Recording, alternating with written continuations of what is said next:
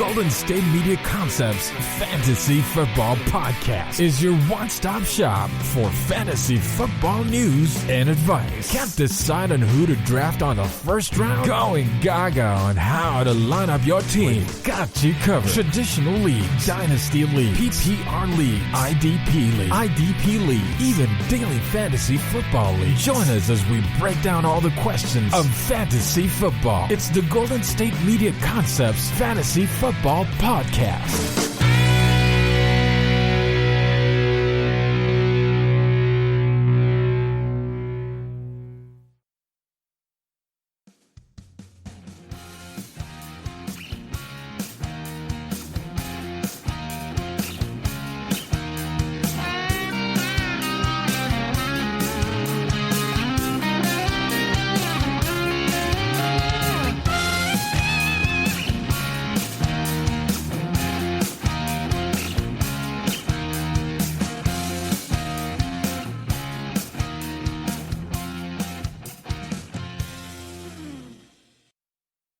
Welcome into the GSMC Fantasy Football Podcast, brought to you by the GSMC Podcast Network. I am your host, Emmet Wyman. And folks, week one is in the books for good. We had some crazy games on Sunday and Monday that we're going to recap right now. We're going to get into later in the show some waiver wire pickups. That's a weekly segment that I want to roll out. I wrote down a team of the week. Maybe I might make that a weekly segment, but I'll go over the team of the week, and then we're also going to get into some studs and duds. I think that's a good segment that we should add weekly, and that's basically breaking down the players that really performed outside of expectations, and also break down some players that are definitely below expectations, which is basically everybody on the Cleveland Browns. Guys, how about them Cleveland Browns? Oh my God! I mean, that's just funny watching them get beat up like that. But I should have, looking back at it, I should have definitely put some bread on the Ravens. I mean, that was an easy win for them. They won 38-6, I think was the final score. The Browns just looked absolutely sloppy. Mayfield, he really isn't what he is. I mean, if you're Jimmy Haslam, the owner of the Browns, you have to be sitting there going, "We took this guy over Lamar Jackson." Like, you have to live with that, all right? And I know it necessarily wasn't your decision, but you were the owner, so you're going to have to take responsibility from it. Even though John Dorsey was the one who said Baker Mayfield is Brett Favre, the truth is Baker Mayfield is not Brett Favre, number one. And number two, he's not even close to Lamar Jackson. Lamar Jackson absolutely put a clinic on. I think anytime Lamar's going up against a guy who was picked ahead of him in the draft, he's going to have that extra edge and motivation to perform. And, Ravens, man, buy up on all them players you got. How about that little rookie running back, J.K. Dobbins, man? Told you guys I got him 120th overall in my standard league. I have him in my other league. I got him in the hundreds.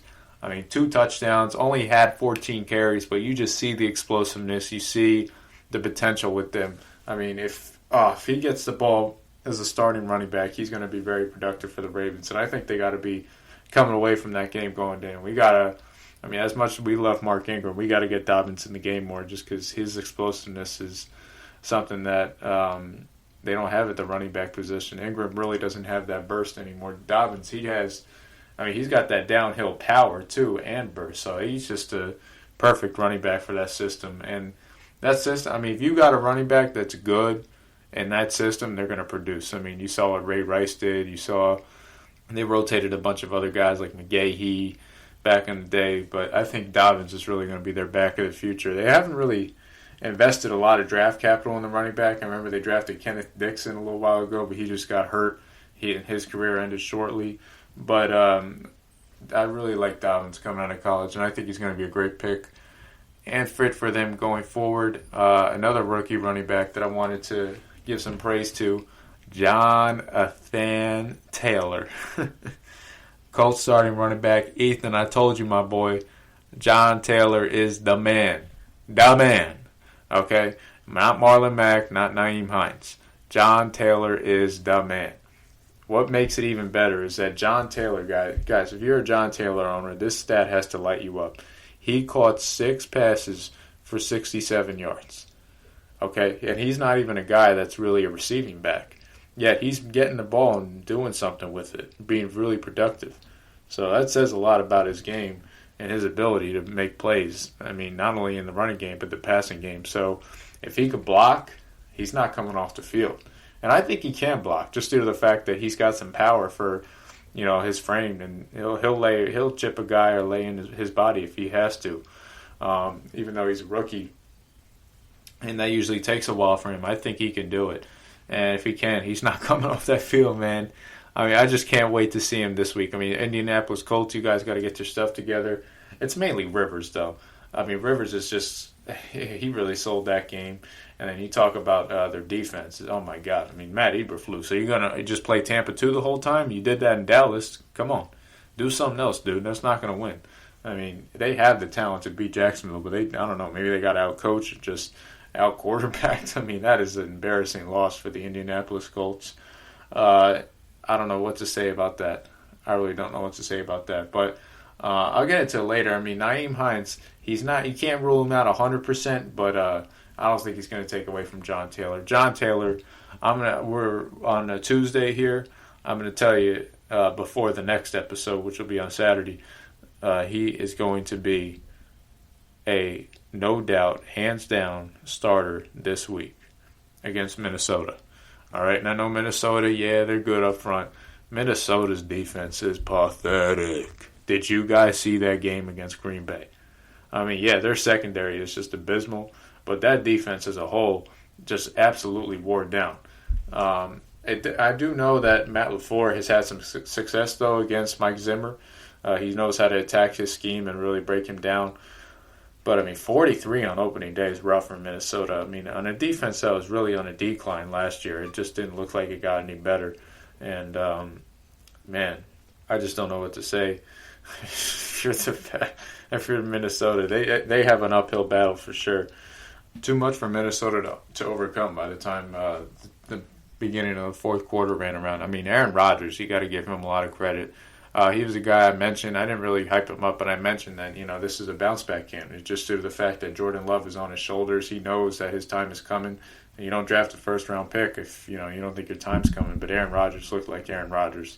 And he does that, man. He has this, and that's what the great ones do. And every time, they're washed up, they're this or that. Remember, everybody, excuse me, I was going 100 miles an hour. But do you remember how everybody was saying, LeBron's a little bit washed up now? Yeah, not really. I mean, that's just the great ones will always prevail. Like Tom Brady. I mean, even though they've been saying Tom Brady's been washed up for 5 years, he's still out here winning. All right, except yesterday. Tampa, Bruce Arians, you got to get that team together, man. All right, Brady, he looked rough. And I know I'm going all over the place, guys. I'm trying to recap all the games in the first segment. But, I mean, Bruce, you can't be out here blaming Brady. All right? He threw that horrible pick to Jenkins, but that looked like, I think, the kid run the wrong route. And then on the second one, I think it was just a miscommunication between him and Evans. But, I mean, Bruce coming out after the postgame saying stuff like, yeah, it's Tom Brady, he was in practice. He's got to make that throw, blah, blah, blah. I mean, dude, that team is nothing but a collection of talent. All right? I see that team going 7-9, 8-8. That team is nothing but a collection of talent. That's all they are. I promise you, that's all they are. They have a bunch of players on offense. I mean, Rob Gronkowski, I mean, my God, did you guys see him? He was freaking useless out there. I mean, I thought he was slow. He didn't put much power in his legs in terms of getting in those inline blocks. I mean, I don't think Gronk brought anything to the game yesterday. Evans was hurt, so maybe this is stuff can factor in. But, I mean, when I look at Tampa, I really just see a collection of talent that's just not being assorted properly. I mean, Brady, he's going to have to do more than he used to, man. All right, he's not going to have that luxury of Belichick going in and making all the adjustments, and then, boom, they're bouncing back next game. Bruce Arians is a little bit different. He's a little bit more loose. So he's going to tell you how he feels in the press conference. He might be a nice guy to you behind the scenes, but he ain't no Bill Belichick. He doesn't have that brain power. So if you're Brady, you got to do a lot of these adjustments on the fly And it's going to come from you. I mean, this is your system. All right, the team's built for you. The receivers are built for you. So this is going to come from within. This is something that, from a fantasy perspective, I just think they're players. You got to stay away from them. I know Brady, he's got a good matchup this week, so maybe you take a shot on him on a bounce back. But the receivers, I mean, they're injury prone, and I think their targets are inconsistent. Rob Gronkowski, he's useless. O.J. Howard can't even beat Gronkowski, so what does that say about him? And then Brait might be their best player at tight end, for all we know. Yet they're barely playing the guy. So I don't know. I just don't know what Tampa's doing. I think they're a collection of talent. I don't think they're sorted properly yet. Bruce can't put the pieces in place correctly, so I don't really see anything from them. How about I'm trying to recap. Let's just recap a couple more games and then we'll get into next segment. How about MVP Mitch? MVP Mitch, guys. Down 20-6. 3 touchdowns unanswered. Walk-off win. MVP Mitch. I mean, even though if you guys watched the game, DeAndre Swift almost caught that ball at the end. By the way, you guys see DeAndre Swift. I know that backfield is messy, but ooh, man, he looks real good. Probably a good pick for Detroit. But anyway, what's really going wrong for Detroit is the fact that their 2-minute defense is the worst in the NFL. I mean, they are just abysmal on the 2-minute defense. This is the second time in the opener that they've been cost by their 2-minute defense. If you guys remember last year, I had Stafford, so I remember watching this game. They were up like 31-17 on Arizona, and they let Arizona come back and tie the game. Literally tie it. I mean, that is embarrassing if you're Detroit. I can't say enough how embarrassing that is. But, I mean, for Mitch to come in there, rally back, and, look like Joe Montana the last quarter, I mean, come on, Matt Patricia, are you kidding me? We talked about this on Twitter, how I think it was me and, I don't know if it was Ethan. It was someone else. It might have been Kayvon, or, I think it was Kayvon. Whatever. But we were talking about, you guys can go on Twitter, follow us, of course, at GSMC_FFootball or GSMC_football. One of those two accounts. You'll see our account, the fantasy football, because they're all linked. But we were talking about it, and he said, what's the one thing Detroit's missing? It's a head coach. I mean, Matt Patricia, you're a defensive guru, quote unquote, brought over from Bill Belichick. So the strength of the team should be your defense. Okay, so I mean, I kind of get why Detroit hired him. You're saying there, look, we have a really good quarterback in Matthew Stafford. We have some good weapons. And we just need to get this defense right. And the defense has just been horrible. They've been absolutely horrible. They haven't gotten any better since Patricia's taken over. They don't build that defense correctly. And everybody's just going to score on them. So in terms of what that means fantasy-wise, just every time you got a player going against Detroit, start him. You'll get points. Let's see, running down the games. We talked about the Green Bay. We talked about this. How about we finish off? We'll get into the break. Let's finish off with the Sunday night game. Oh man, I guess L.A., Dallas. I was on here pumping up Dallas, and they took it. They really took it to Jared Goff. The defense was really sloppy. I mean, they were just all over the place. In terms of offense, Zeke was awesome. I thought Zeke was A+. Amari, he dominated at times. He didn't score, but I thought he was doing a real good job getting open, so I give him an A. Michael Gallup, A+. I mean, he was beating Jalen Ramsey like a drum. I mean, we talked about pass interference. I could make a whole podcast about how well of an acting job Jalen Ramsey did, but Michael Gallup beat him on the play one-on-one. And if you're beating Jalen Ramsey one-on-one, that means you're pretty darn good. So I give Michael Gallup an A.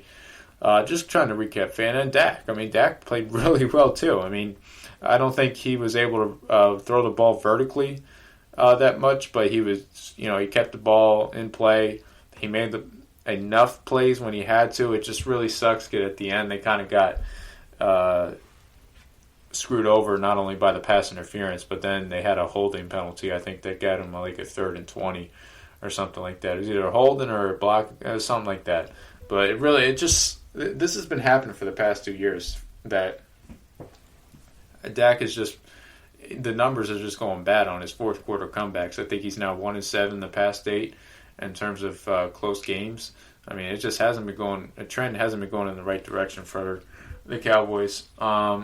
In terms of the Rams offense, I mean, look, Jared Goff was absolutely pathetic. Every throw he made, I could have made. He made one good throw, and that was to Van Jefferson, I think, on it was a goal line fade. He got it over the rookie Diggs. That was your one good throw. The throw was 20 yards. Okay, every other throw I could have made. Every other throw. I mean, shout out to Sean McVay. You put on a coaching clinic. You were doing reverses, screens, everything you could to get the ball out as fast as possible into your playmakers. I mean, that was a heck of a game plan by Sean McVay. Heck of a game plan. I give your hats off to that. In terms of the Cowboys, they got to get their stuff together. But Rams fantasy players, they're at their best now. But I think that's about it. I mean, it's only going to get worse for the Rams. Aside from Akers, who, in my opinion, didn't really even look too good. He was getting a lot of burn, but wasn't doing a lot with it.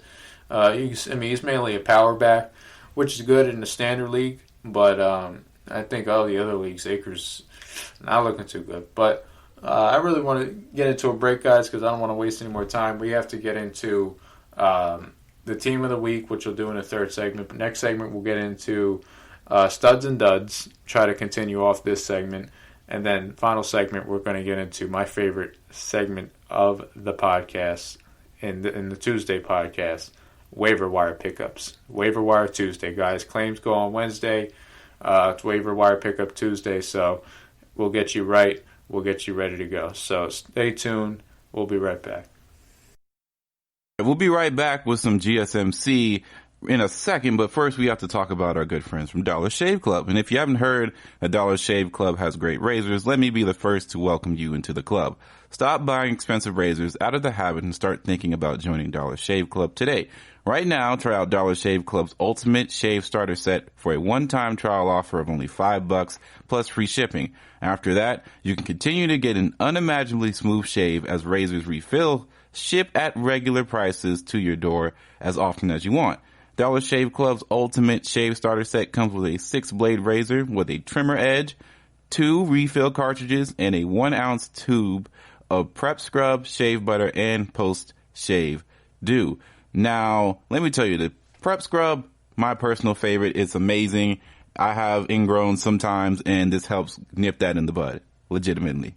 So, ditch your overpriced razor and join the club today with Dollar Shave Club's Ultimate Shave Starter Set for only $5.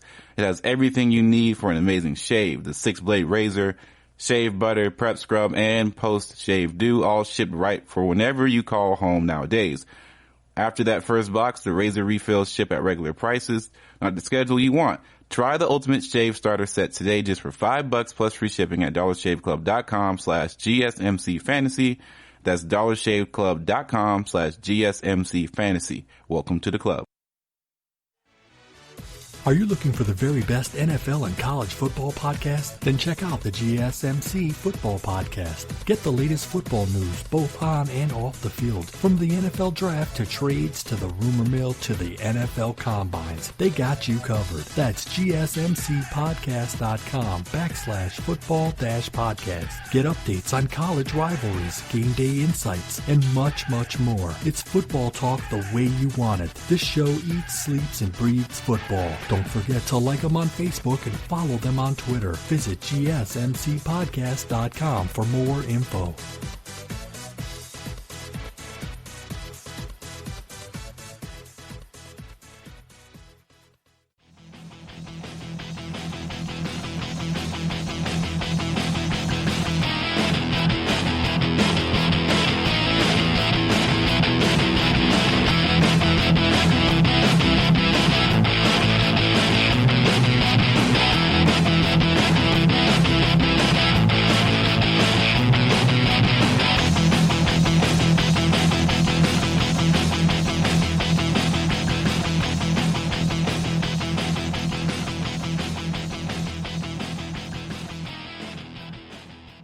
Welcome back to the GSMC Fantasy Football Podcast. We are going to get into studs and duds.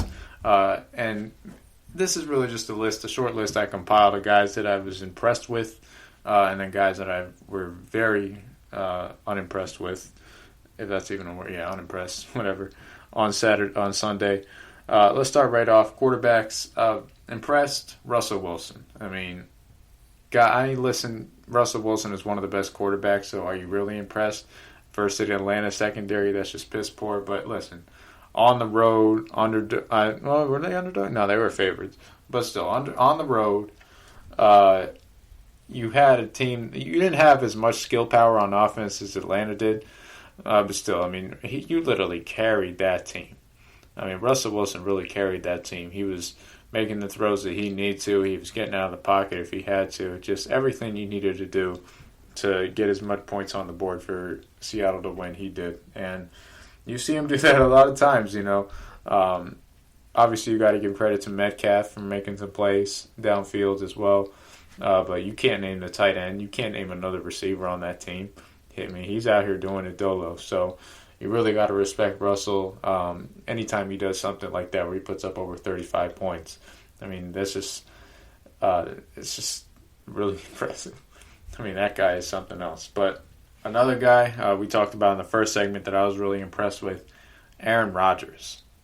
Aaron Rodgers. And I know that sounds cliche, but man, chip on your shoulder. Minnesota on paper is a tough defense. I know they didn't have Danielle Hunter last week, which is big, but still, I mean, going on the road, opening week, you got your first round pick staring at you if you make an interception. So he went out there and just handled it like a dang champ, man. A discount double check champ. And I hate saying that, but why not? Let's call him discount double check. Because he looked like he was playing like the discount double check Aaron Rodgers. I mean, Mr. MVP, 50 touchdowns a year. I mean, that was Aaron Rodgers. He got all his receivers involved, not just Devontae Adams. I mean, come on, Mike Zimmer. How you going to let Devontae Adams be one-on-one every freaking time? You got nobody that can cover him. Nobody. You got to put two on him. I mean, that was ridiculous. He had 17 targets. He caught 14 passes. That was absolutely ridiculous. I couldn't believe you let him get open like that. But he got guys like Valdez-Scantling involved. I don't think he can play. But you had Allen Lazard get involved as well, and I think he might have a little something. I can't even name their tight end, but heck, he was out here making some plays. I mean, Rodgers and Wilson, they have that rare ability to just get everyone involved, make all the throws necessary, and just steer their team to a will to win. There's just a will that they have to win, and they get the job done. You want somebody that's going to do whatever it takes to get the job done? Those are two guys.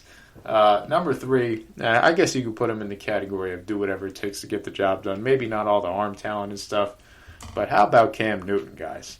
We talked about him. He was my DFS pick this week at quarterback. Outstanding pick if you got him. Outstanding. Only had, I know if you Google the passing stats, only had 130 yards passing, I believe. But look at the rushing. 15 carries for Cam Newton. 15 carries. Oh, Cam Newton's beat up. His body's this, his body's that. Yeah, it was in Carolina when they were just continuing to play him through injuries, but man, that's not the case anymore. I mean, he looks real good. Great game plan, too. Just a perfect game plan. That's why we just got to love Belichick so much. He went in that game. He knew Fitzpatrick was the opposing quarterback. All right, everybody watches football. What's the one thing Fitzpatrick's going to do? He's going to turn the ball over. Okay, I remember watching a game in 2011 when he was on the Bills. I can't believe he's still starting today. I mean, this was 2011, 9 years ago. We beat the Bills we beat the Cowboys. We beat them 44-7. All right, he threw like 4 interceptions this day, and it was like for our second team. I'm like, how is this guy going to be a starter? He can't do anything. Every time he throws the ball downfield, it's either a touchdown or he's just going to get picked. And I don't want a quarterback like that. That reminds me of like Jay Cutler. But Newton, I don't know how we got so off track. But with Newton, it was a conservative game plan. So on defense, the defense was doing the work. You saw Gilmore get an interception. I think that Patriots secondary is absolutely loaded, so they're always going to get interceptions. So they blitz they blitz Fitzpatrick. They get the pressure. They get picks. All you got to do on offense is run the ball, and that's all he did with Cam Newton. Every play it seemed like was a read option. Loved that play on the from the goal line to get in the score on the first touchdown. I think Bob Kraft liked that play as well. But still, I mean, it was a great game. I mean, that's what you need to do with Cam Newton. You have to get him involved in the running game. I mean, 15 carries, it's a little excessive, but that was a fresh Cam Newton. I mean, he hasn't played football in almost 2 years, so you knew what you were going to get. You were going to get a dang good player. So, I have to give credit to Cam for going out there handling that like a champ. I'm really excited to see what he does going forward. But he had 26 in my standard league. I think he had over 30 in PPR. Or it could have been the same because it's receiving. That would make a difference. But, I mean, if you had him on DFS, you made a killing, an absolute killing this week. Because, again, quarterbacks getting rushing touchdowns is almost, if not more valuable than quarterbacks with passing touchdowns. And if you do the numbers, so he had 2 touchdowns on the ground, that's 12 points. You add the 70 rushing yards, that's 7.5. We'll just round down to 7. So you have 19 points right there. And then that's not even factoring passing yards. So you think the kid's a running back. I shouldn't even say the kid because he's 30 now. But I remember when he got drafted yesterday. Makes me feel like a dang kid. Still, great game plan, great performance by Cam Newton. I had to go on a tangent because I love the pick this week for DFS. I had a feeling this is going to come. Let's go to bad quarterbacks. Number 1, Baker Mayfield. You stink. You're overrated. You're in freaking every commercial. How is he in every commercial he can't play? This guy is Mr. Hulu, Mr. Red. I mean, this guy. I said something I shouldn't, but he is in every commercial. He's the guy cleaning up at the State Farm, cleaning up at the stadium after the game. I mean, they got this guy in 20 commercials. He can't win a game. He stinks. Baker Mayfield stinks. All right? He's overrated as heck. Everybody on that Cleveland Browns team is overrated. They are the Cleveland Browns, guys. The Cleveland Browns are the armpit of the NFL. That's something you should know. All right? Most of you are well aware of that, and I get it. But a lot of you think that Cleveland, this is the year they're going to turn it around. It's just not happening. They're not turning it around. All right? And if you really want me to explain why, I'm going to need a whole other podcast. So if you really want to know, either hit me up or I'll do another podcast on my own, and I'll explain why. But trust me, that team will never win a Super Bowl. Their players will never be good. So you don't have to worry about, if you drafted them, you have to worry. Meaning drafted Odell, Landry, Mayfield, Chubb, you better worry. But if you didn't, like I said, you'll be fine. Don't worry about it. Kareem Hunt might be the only guy worth picking up on that team because guess what? Another thing came through that I said, guys. I said Kareem Hunt will outscore Nick Chubb this year as one of my bold predictions. He did it on Sunday. All right, and it's one game, but still. You see where this is heading? So Mayfield number 1, Tom Brady number 2. I mean, we talked about Brady a lot earlier. Just again, disoriented offense. It's not his offense. I think it's a combination. It's a mishmash. Him and Bruce have to get on the same page if they want to get back to winning ways, and they got to do it quick. Number 3, and probably the guy. How do we not talk about this game? How can we not talk about this game? How did I forget to talk about this game? I'm like, man, I know there's one game I'm missing. The Philadelphia Eagles and Carson Wentz losing to the Washington football whatevers. Are you kidding me? You lost to the Yoo-Hoos, the whatevers. I mean, if you're Carson Wentz, man, you had a rough day. I mean, not only did you have a rough day throwing the ball, you got sacked 8 times, you got hit over 10 times. All right? That's not the game plan you want for Carson Wentz. You need to have him get hit as little as possible. Little as possible. He cannot endure big contact, guys. So, anytime If they see him running away or running out, they're going to try as hard as they can to get the shot on him. And with that offensive line, they were getting a lot of shots on him. Rivera was dialing up the pressure, or Del Rio, I should say. Rivera was basically on the sideline, just being Mr. CEO. You got to shout out Riverboat Ron. What a boss, man! I mean, coaching through cancer, that's not a joke. It's hard enough to be a head coach in the league. If you're doing it in a pandemic with cancer, listen, hats off. Hats off, man. Seriously, that's something really special. And I think his players see that, man. That's why they're really going out here playing hard for him. I mean, heck, if my coach had cancer, you don't think I want to give him my all? Yeah, I want to go play for this guy. I want to make him proud. I want to show the owner, hey, we're doing something with this guy. So I was really impressive by Washington. Philly, you got a lot of stuff to clean up. You got a lot. Your offensive line is an absolute mess. Jason Peters cannot hold up at left tackle. Everybody in the world's going to speed rush him. He's so slow. We talked about that last time. Lane Johnson wasn't even there. You better hope he gets back next game because you guys need him bad. And then the interior offensive line is something else I don't think you're going to have the chance to fix. But I said Wentz might be a good play on DFS just because it looked good on paper. But something was just about it just because I was a little scared of that D-line. And yeah, I was right.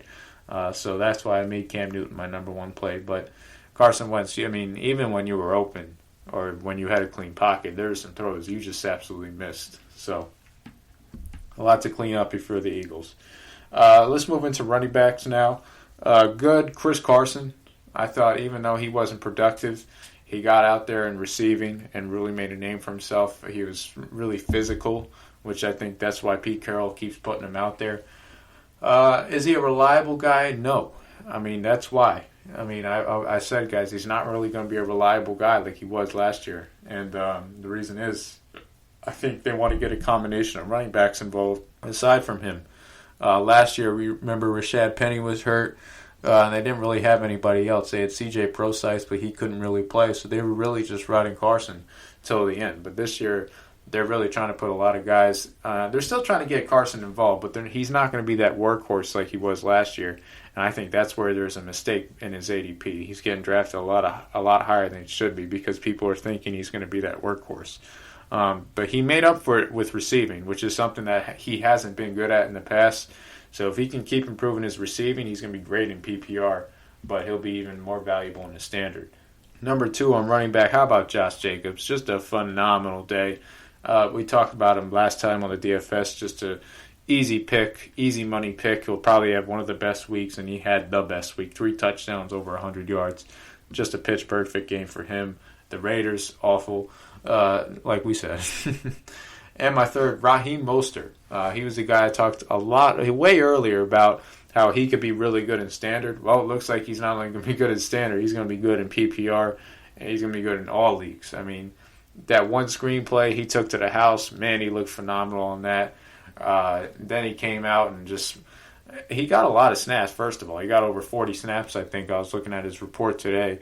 And then he made the most of it. And Jerick McKinnon was in the game, but McKinnon was pretty limited. He's just more of a receiver. Tevon Coleman, I think he's past his day. So, I mean, shout out to Raheem Mostert. He's going out here really balling out of control, and I think he's going to be the long-term starter going forward, and definitely a must-start this week versus the New York Jets. So, Mostert's stock is heading up, in my opinion. Bad Saquon Barkley last night. I mean, look, you made the most of it, all right? You got to shout out Jason Garrett for running the football down 10. He's down 10 in the fourth quarter, 10 minutes left to go in the game, and he's running the football. I mean, that's Jason Garrett for you. But, I mean, everybody knew that he was going to run the ball on first down. The Steelers were blitzing the house every time he touched the ball in the backfield. They were blitzing everybody. So, Barkley, I can't blame you. You tried to do the most you could. It's just that it's a bad matchup, and your O-line is inexperienced, and they partly stink. So, I don't know. I just don't know what it's going to be long term. But I'll tell you what, if you're Saquon, it's going to be rough. But keep your head high because better days are coming ahead. But not a good game for him this past week. I mean, statistically, 15 rushes for 6 carries. I mean, other way around. 15 carries for only 6 yards. I mean, that is pathetic. But Again, if you watched the game, you saw why. And then my second, Le'Veon Bell. Oh, my God, I should have never picked this guy. I'm a stupid idiot for picking him. Oh, my God. I mean, this is before the injury. He was looking horrible. Horrible. Way too patient. He thinks he's still running behind the Steelers line. Le'Veon, David DeCastro, Pouncey, they're not there. You got the Jets. All right, you got to go. Get the ball, you got to go, man. All right, there's no more dancing around in the backfield. You don't have that luxury anymore. I'm sorry. All right, so when you come back, when you get healthy, you got to go try to abandon that style that you had in Pittsburgh and just hit the hole and go. Because you have talent. Le'Veon, you have talent, man. But you're not that running back that was in Pittsburgh. Clearly not. And that team is just absolutely headed for the bonkers. I mean, they're a bottom 3 team in the league for sure. For sure, a bottom 3 league team. And Adam Gase, you're a freaking disgrace. So we'll move into receivers now. Then we'll get a couple tight ends and move on. Receivers, I like DeAndre Hopkins. I thought he was outstanding. He came in and really made the most of his opportunities. He was kind of, delegated to more of a number 2 role, which if you put him in a number 2, my God, he's going to do really well. But having him and Fitz on the field at the same time, and then you have a little Christian Kirk in the slot, I mean, it causes a lot of problems. And then you have Murray running around. So if the Cardinals' offensive line can be good, that can be a really good offense. And I'll tell you what, the fact that they did pretty good versus 49ers gives me a lot of hope for that team. So, they could be really electric on offense if that line plays good. So, shout out to Hopkins, man, really trying to make a name for himself and reclaim his top throne as number 1 receiver. Number 2, Devontae Adams. We talked about him a lot earlier. I mean, Mike Zimmer, shame on you. Calvin Ridley. Ridley was really good. He is just making the most of his opportunities as a number 2 to Julio. I mean, obviously Seattle's going to double Julio, even though that really didn't do much. Julio was still getting open. But red zone, man, and even on those long balls, Ridley is just a really good player, man. Really consistent, can run all the routes. He's just a great receiver. And I see him being a really, really good player this year in fantasy. High-end number 2, if not a number 1. Receivers that were bad, number 1, I think you guys can guess who. Odell, dude.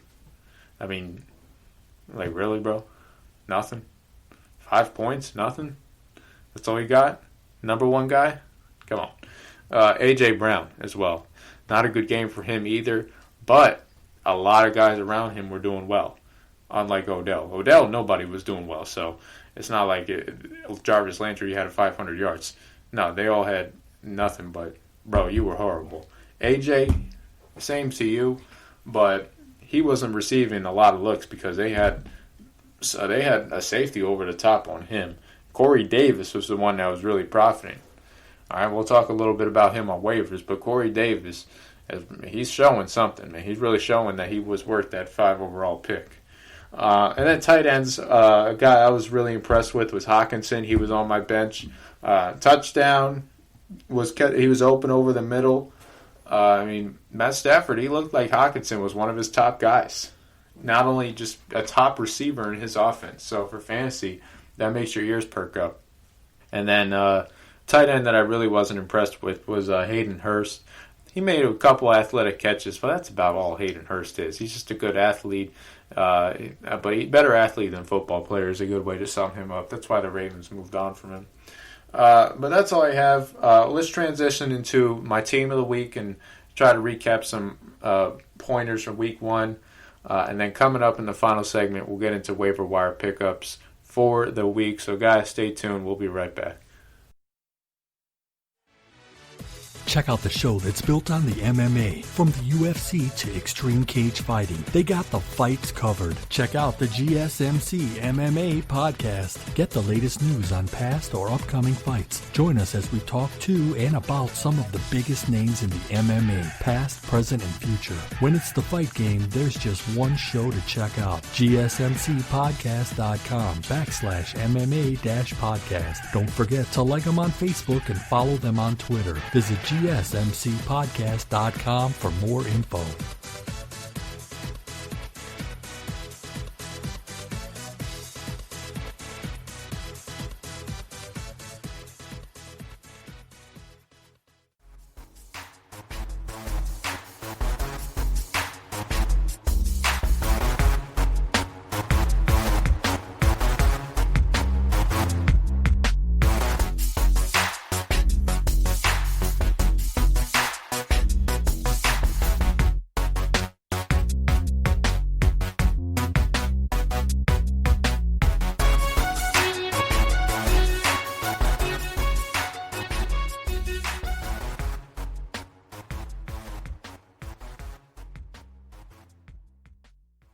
All right, welcome back to the GSMC Fantasy Football Podcast. We are going to get into my team of the week that I constructed on offense, just for fantasy purposes. So we'll go quarterback, running back, receiver, tight end, flex, and kicker and defense. I guess we'll do so.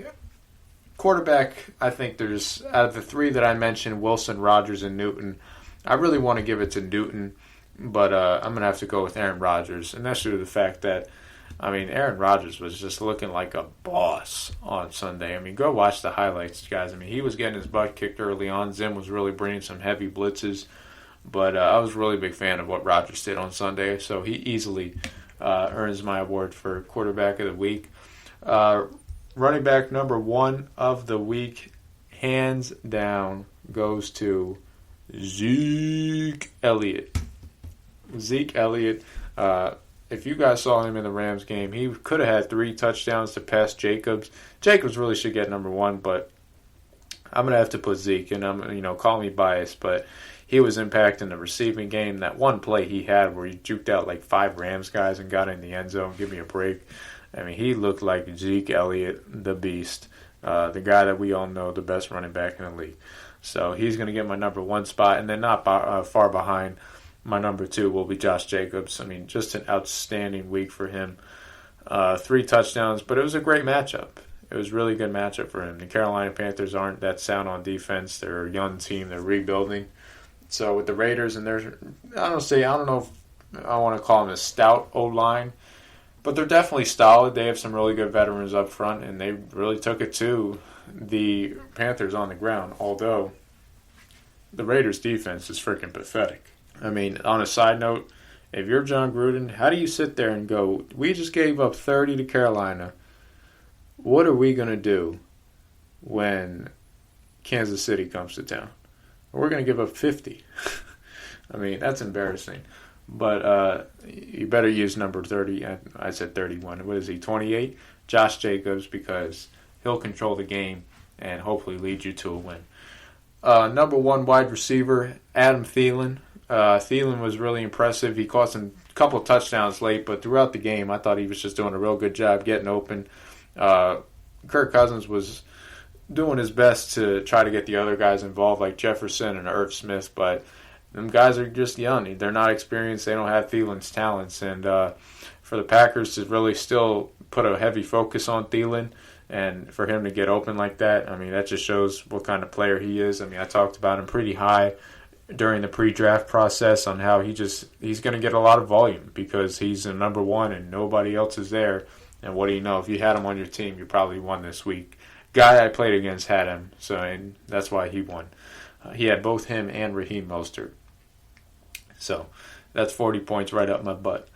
And then my wide receiver, too, while just talking about him, Calvin Ridley, outstanding week for him. Way to use Julio as that number 1, feed off those one-on-one matchups. But, he's just a great receiver. High points for the ball, smooth route running, can adjust after the catch, runs after the catch. Just an absolute beast, man. I'll call him a beast because he really is. And I like his game going forward. If you have him on your team, you'll be fine. My tight end of the week, I want to say Hockenson, but you cannot say any other name than Mark Andrews. Did you see that first touchdowns Mark Andrews had, guys? That one-hander? Man. Oh, my goodness. Lamar threw that thing practically in the first row. But still, Mark Andrews went up. Woo. That was Odell. That might have been better than you, dude. He went up there, snatched the thing out of air, and just came down. And then he did it again later in the game. I think it was he was like getting sandwiched on the way, too. So, just a tough player. You could see why they were quick to move on from Hayden Hurst. It's because they have a real good tight end in Mark Andrews. And, think about like this, guys. I don't want to go off topic here, but I want to bring this back to Mayfield because you got to really find out. If you're Cleveland, you got to find out how good he is. All right, look at his college receivers and tight ends. His year when he won the Heisman, his wide receiver 1 was D.D. Westbrook. His wide receiver 2 was Marquise Brown. And his wide receiver 3 was C.D. Lamb. Think about that, guys. all three of those players are valid. D.D. Westbrook was better in college just because he was a lot smaller, more athletic, quicker than those guys. So, he was a beast in college. But, you had Westbrook, you had... Westbrook didn't go to Oklahoma, or did he? Maybe I'm thinking of... I can't think of his name, but I'm thinking of somebody else. I'm pretty sure he did, though. It was Westbrook. I know Marquise Brown did, and then CD. So, you got to think, those are three good receivers. But then you had Mark Andrews as his tight end. And he had multiple first-round picks on the offensive line. Or first and second-round picks, I should say.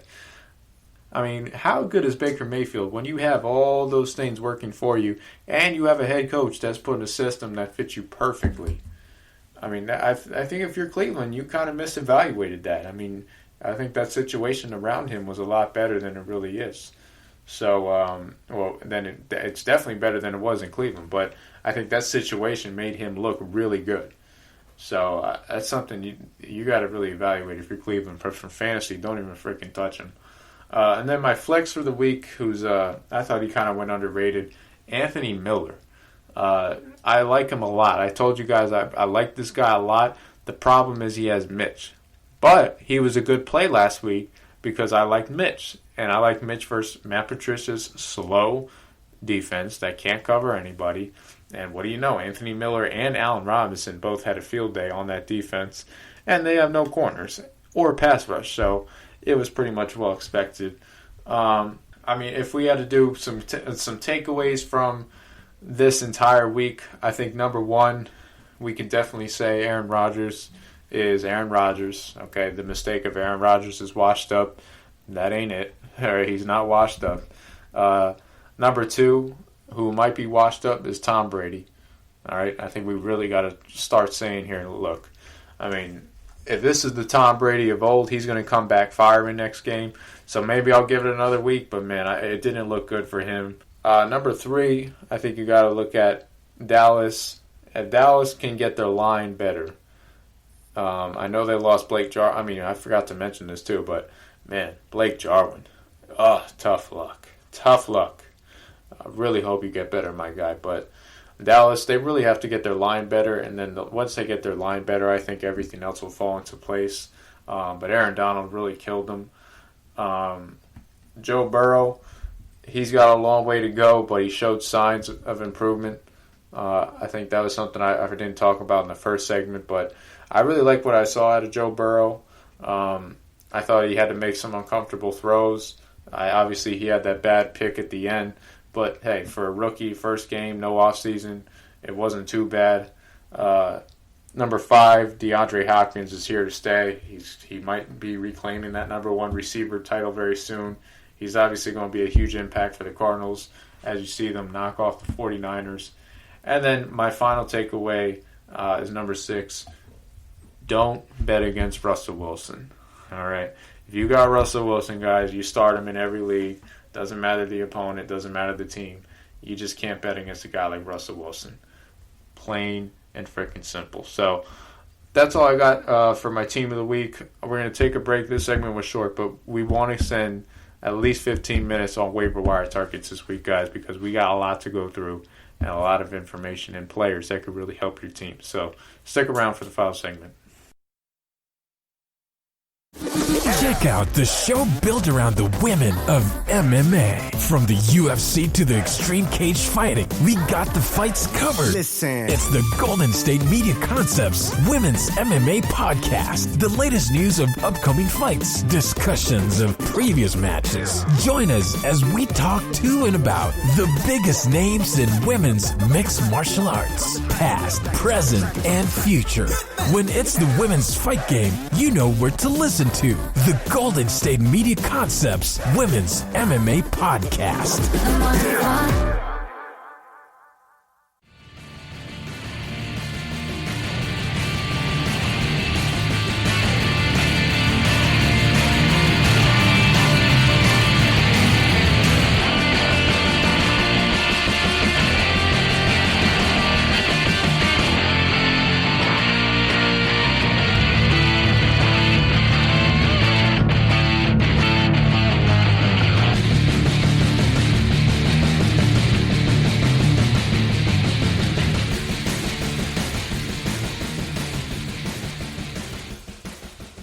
All right, we're back on the final segment of the GSMC Fantasy Football Podcast, going to break down some waiver wire targets for this week.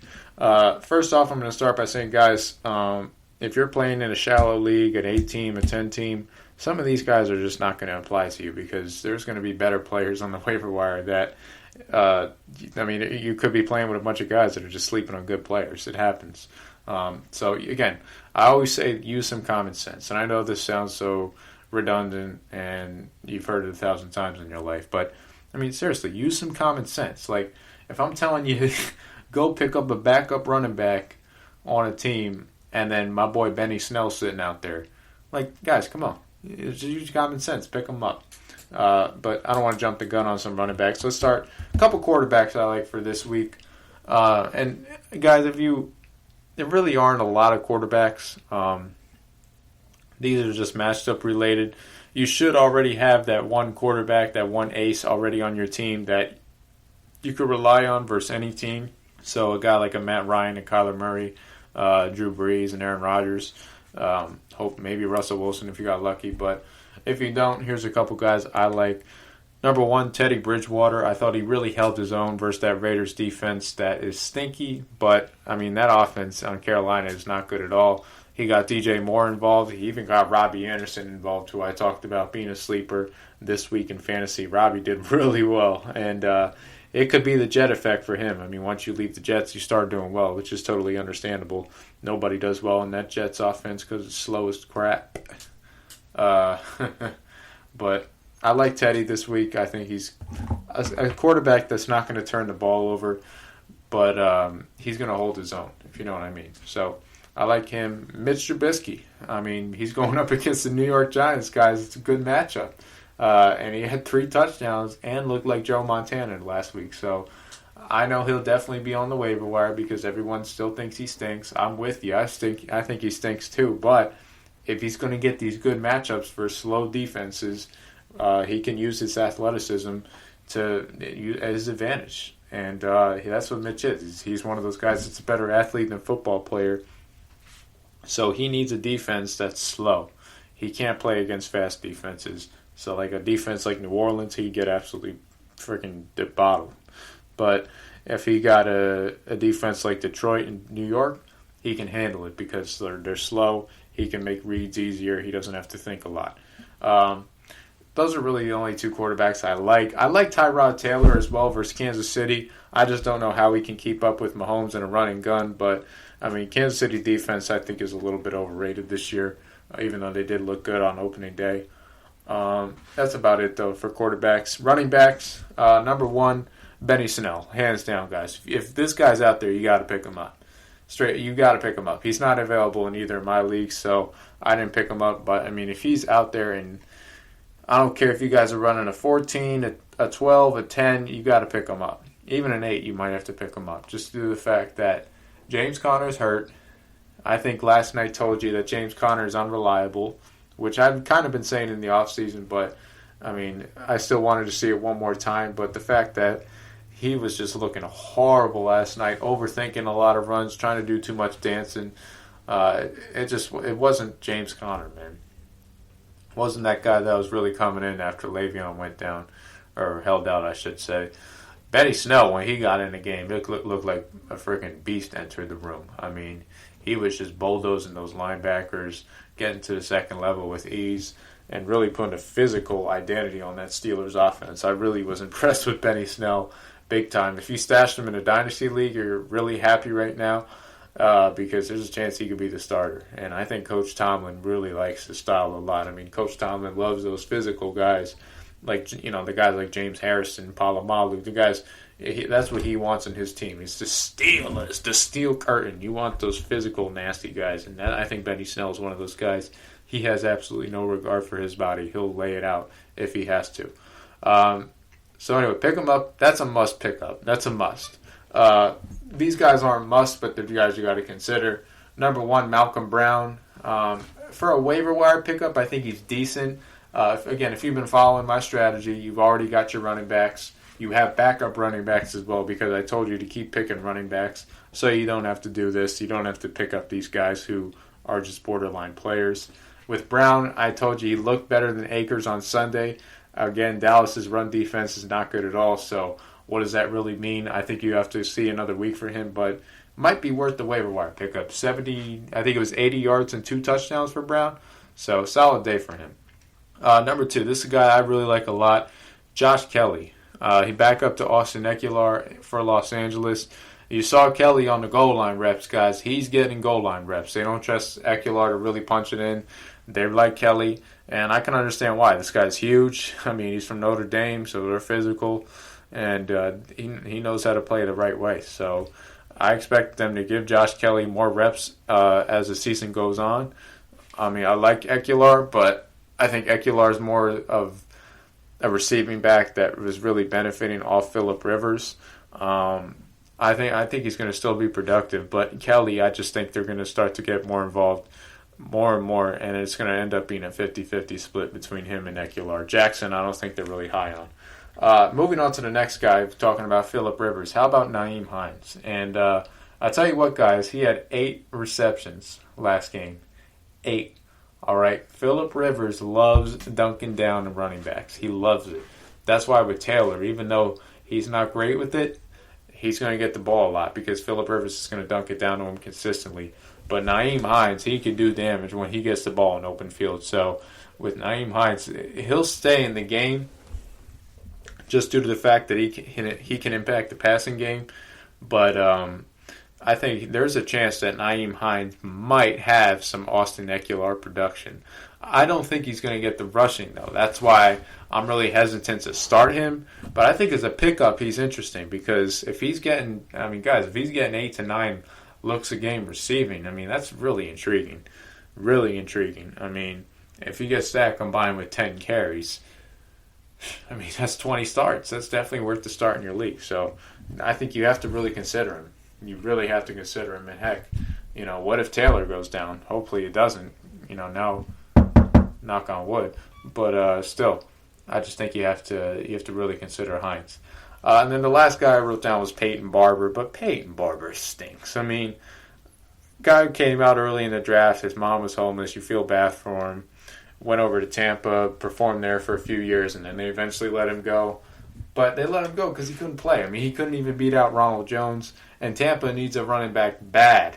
They were playing around with Fournette, playing around with McCoy. We all know they're washed up, guys. So the fact that they let go of Barber says that they think he just can't play, which I understand. And the Redskins, he got carries, but he didn't even get 3 yards of carry, barely. So I still think Gibson has a lot of upside. But again, waiver wire pickups, guys. This is not guys you trade for, just waiver wire pickups. Really, you shouldn't be picking up running backs off waivers. But hopefully you followed that robust running back draft strategy.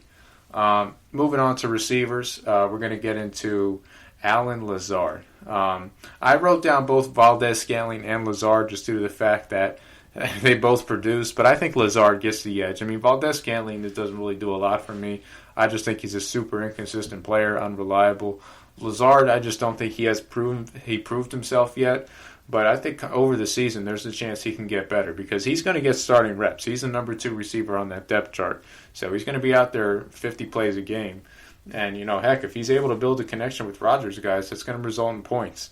We all know these Geronimo Allisons, these guys come out of the woodworks, and all of a sudden Aaron Rodgers is making them superstars. So I think Allen Lazard has a really good chance to be that. Number 2, Corey Davis. I talked about him earlier. Davis, I think there's a shot that this could be the year for Corey Davis. I know this has been season 5 or I think it's season 4 now. Time to step up for Corey Davis. I get it, but heck, now you're a number 2 receiver. You're not really seen as the big-time draft pick. AJ kind of took over the storm. Hey, you're going to be a number 2 receiver. You're going to get a lot of opportunities, and I think he took advantage of a lot of his opportunities versus the Broncos, which was a good matchup that I kind of overlooked just due to the fact that I thought they weren't going to be able to cover AJ. Lo and behold, they actually put a lot of attention on AJ and just left everybody else open. So Jonnu, and shout out to Jonnu. He was a guy I've been touting for the last 3 weeks. And Davis, he really made up for it. And, I think Davis had 10 points. might be worth a look. I mean, just if Tennessee's going up against a team that can, I don't have the schedule in front of me, but if they're going up against a team that can't defend the pass or cover, I think he's worth the consideration in flex. But as far as pickup, probably just a guy you stash on your bench. Hopefully he does well. Maybe you trade him. Not really a guy you want to start. A guy that I would consider starting this week if he's on the waiver wire. I think on shallow leagues he is. Deeper leagues he might not be. Mike Williams. I know Mike Williams. You guys seen that name for a lot. You roll your eyes. Oh, man, Mike Williams. I mean, it's whatever. But look, the guy has some talent. He has a lot of talent. All right? He's got ability to go up for the football. He's got ability to separate if he wants to. But I think it's just his physical gifts allow him to make some really special plays. And he's not the best route runner. I think in a league where you really need to improve on route running, that's not his game. He's just a physical receiver that goes really well as a number 2 opposite Keenan Allen.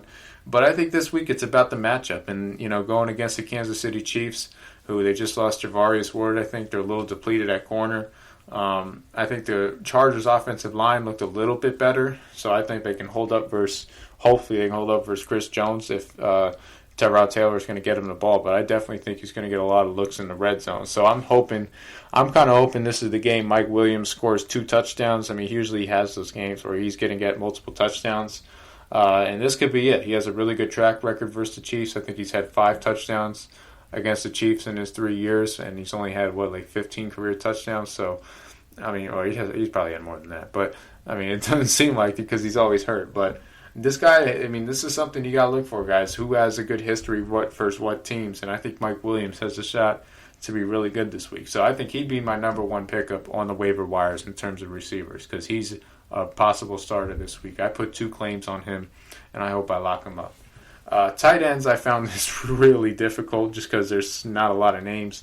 Number 1, Logan Thomas for the Redskins. He got 8 targets. I thought that was really interesting. Obviously, the Redskins, they don't really have a tight end 1. They've been trying to stick on or hold on to Jordan Reed, I should say, for year after year after year.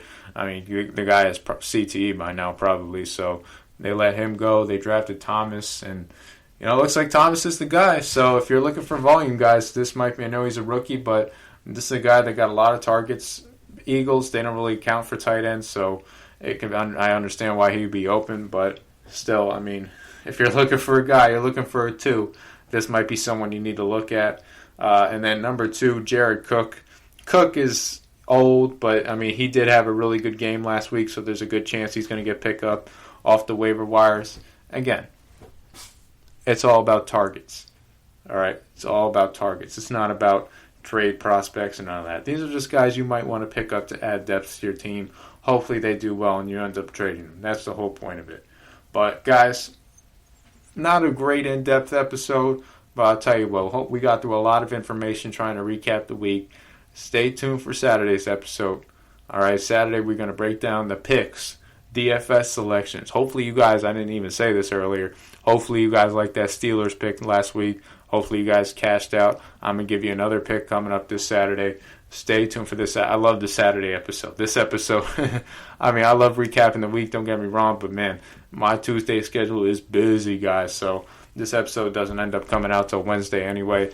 We're moving on. And by the time that happens, you're already moving on till next week's game. So, I mean, hopefully you get your waiver wire claims in, you get your team right, but stay tuned for Saturday's episode, guys. I can't wait. I can't wait to give you guys more picks, help you win your league. That's more important.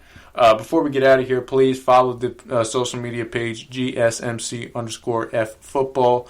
GSMC_F football. Follow that. Follow me. Follow my boy Ethan over there, GSMC_football.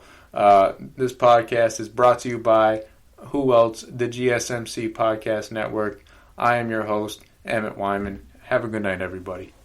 You've been listening to the Golden State Media Concepts Fantasy Football Podcast, part of the Golden State Media Concepts Podcast Network. You can find this show and others like it at www.gsmcpodcast.com. Download our podcast on iTunes, Stitcher, SoundCloud, and Google Play. Just type in GSMC to find all the shows from the Golden State Media Concepts Podcast Network. From movies to music, from sports to entertainment, and even weird news. You can also follow us on Twitter and on Facebook. Thank you, and we hope you have enjoyed today's program.